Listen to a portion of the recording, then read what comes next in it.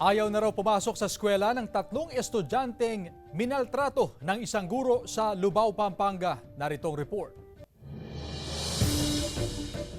Takot at wala ng ganang pumasok. Ganito raw ang sitwasyon ng tatlong estudyante matapos ang nangyaring insidente na pinagmumura at sinaktan sila ng kanilang guro sa Lubao, Pampanga. Gaya ng anak ni Leia, di tunay na pangalan. Kahapon nga po, hindi siya nagsasalita eh. Inano lang po ng MSWD. Dahil po siguro sa takot. Ayon sa Municipal Social Welfare and Development Office ng Lubao, nagsagawa ng psychosocial assessment sa mga bata, habang nakatakda namang magsagawa ng psychological evaluation sa mga ito, lalo pat minor de edad ang mga biktima. Nakausap na rin po namin yung bata, nakapag-conduct na rin po kami ng meeting with their parents po. Yung psychosocial po okay na, and then psychological evaluation na lang po ma'am yung nakaschedule po this week.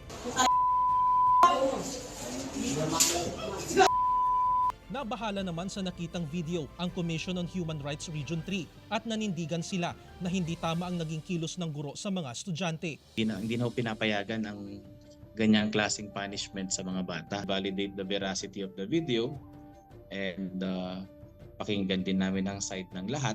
We will conduct an investigation independent from them. Hindi muna nagpaunlak ng recorded interview ang Department of Education SDO Pampanga, pero sinabi ng pamunuan nito na hindi nila tinotolerate ang pangyayari at kasalukuyang nagsasagawa ng investigasyon ng ahensya. Jarek Pasilyao, 1 North Central Luzon.